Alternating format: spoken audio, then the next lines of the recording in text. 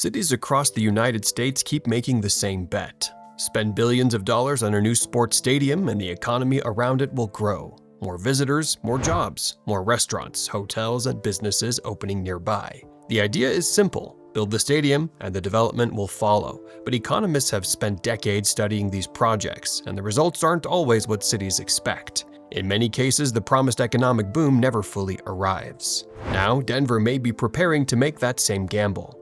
The Denver Broncos are exploring plans for a brand new stadium near downtown, potentially built on the Burnham Yard site southwest of the city center. The vision includes a modern venue capable of hosting year-round events, from NFL games to concerts, conventions, and possibly even a future Super Bowl. Supporters argue that a project like this could generate hundreds of millions of dollars in new economic activity for the region. But critics point out that the stadium economics are far more complicated than they first appear. Before Denver commits to its next major stadium project, there's an important question worth asking. Are new stadiums actually reliable engines of economic growth? Or are they one of the most misunderstood investments cities make? Today we're taking a closer look at the economics behind stadium development, the risks Denver could face with a new venue, and why some economists argue that cities might see better returns investing their money somewhere else. To understand why cities keep pushing stadium projects, you first have to understand the promise behind them. Supporters of new stadium developments usually frame them as economic catalysts. The idea is that a modern venue doesn't just host football games, it becomes the center of a much larger entertainment district. Restaurants, hotels, bars, retail shops, and event spaces often follow. New jobs are created, tourism increases, and the surrounding neighborhood begins attracting new investment. For city leaders, the argument can be especially appealing. A stadium can serve as both an economic development tool and a source of civic pride. Major events like playoff games, concerts, international soccer matches, and even the Super Bowl can bring global attention to the city. In Denver's case, the potential benefits are often described in similar terms. Local officials have suggested that the Broncos already generate hundreds of millions of dollars in annual economic activity. A new year-round stadium with a retractable roof could dramatically expand that number by allowing events during every season, not just football games in the fall. On paper, the projections can look impressive. And when those projections are presented during the early stages of a project, the economic upside can appear almost inevitable. But here's where the conversation starts to get more complicated. Because while stadium projects are often sold as engines of economic growth, economists have been studying their real-world impacts for decades, and the results don't always match the promises. So, here's something worth thinking about. When a city spends billions of dollars on a sports venue, does that money truly create new economic activity, or does it simply shift spending that would have happened somewhere else?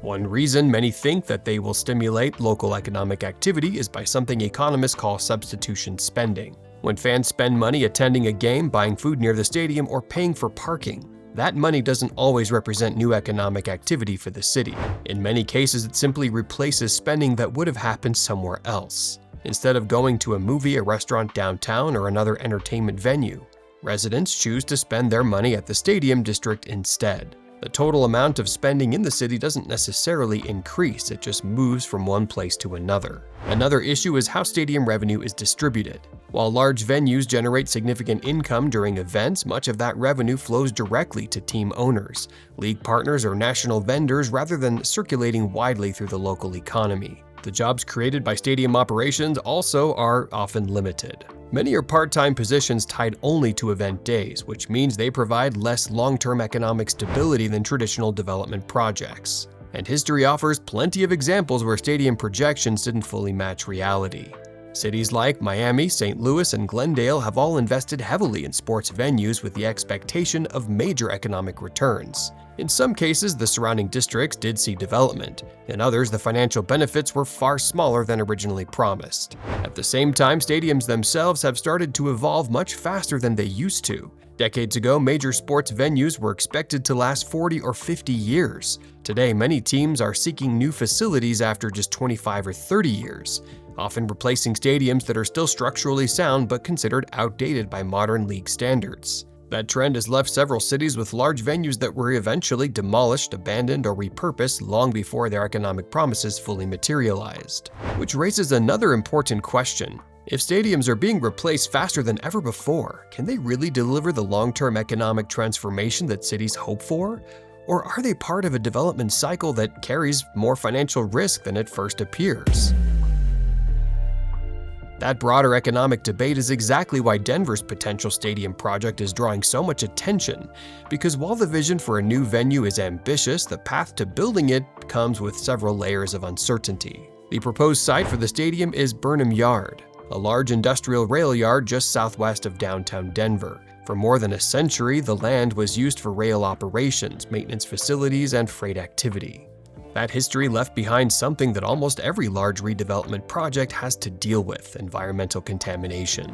Industrial sites like this often contain petroleum residues, heavy metals, and chemical compounds buried deep in the soil. Before any major construction can begin, engineers typically have to excavate contaminated material, treat it, or seal it beneath protective barriers. That cleanup process can take years, and in some cases it can add hundreds of millions of dollars to the overall cost of a project. And the stadium itself presents its own engineering challenges. Denver's ownership group has expressed interest in a retractable roof design that would allow the venue to host events year-round, while still maintaining a natural grass field. That combination creates a much more complex structure than a traditional open-air stadium. A roof system has to support heavy snow loads during winter months while still opening and closing reliably for concerts, conventions, and other non-football events. Maintaining natural grass under these conditions can also require advanced field systems, specialized lighting, and climate controls that increase both construction costs and long-term maintenance. All of this adds up to a project that could easily reach into the billions of dollars. Team ownership has stated that the stadium itself would be privately funded, but large developments rarely operate in isolation. Major infrastructure projects almost always involve surrounding public investments in roads, utilities, transit access, and nearby redevelopment. In Denver's case, some nearby transportation improvements are already planned through city infrastructure programs. There are also potential financing tools like tax increment financing, or TIF, which allows future tax revenue generated by a development district to be reinvested back into the project area, rather than flowing into the city's general budget. Supporters argue that these mechanisms help unlock major developments that might not otherwise happen. Critics argue they can divert public resources away from other priorities. So while the Broncos ownership group may finance the stadium structure itself, the broader redevelopment effort still involves a complex mix of public and private investment. And that's where the financial risk becomes harder to measure, and the question of whether or not it makes sense when compared to everything else that money could be used for. The debate over stadium economics often leads to a broader question about how cities choose to invest their money, because large sports venues are only one of many ways a city can try to stimulate economic growth. Urban economists frequently point out that investments in infrastructure, housing, education, and transportation tend to produce more predictable long-term returns. Investments to public transit systems, for example, can expand access to jobs across an entire metropolitan area. Affordable housing developments can help stabilize neighborhoods and support workforce growth. Investment in schools, healthcare, and small business programs can also generate economic activity that spreads more evenly throughout a city, rather than concentrating it around a single entertainment district. That doesn't necessarily mean stadium projects are always the wrong choice. In some cities, new venues have helped anchor redevelopment efforts and attract tourism. Entertainment districts around stadiums can become popular destinations and contribute to a city's identity. But the economic impact often depends on how those projects are integrated into the broader urban plan.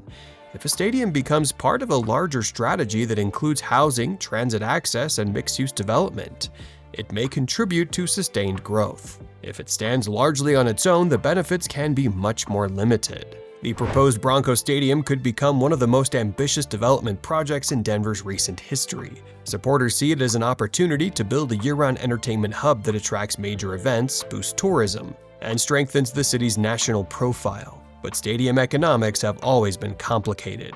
Across the country, cities have invested billions of dollars in sports venues with the expectation that they would transform local economies. Sometimes those projects succeed in revitalizing surrounding districts. Other times, the economic benefits fall short of the projections that help justify the investment in the first place. A new stadium could reshape an entire part of Denver and bring new energy to the surrounding neighborhoods.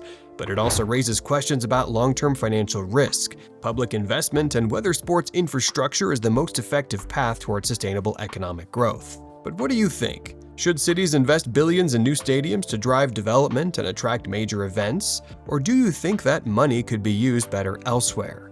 Let us know your thoughts in the comments. And if you enjoy exploring the projects and decisions that shape how cities grow, make sure you subscribe for more deep dives into the infrastructure, development, and economics behind the places we live.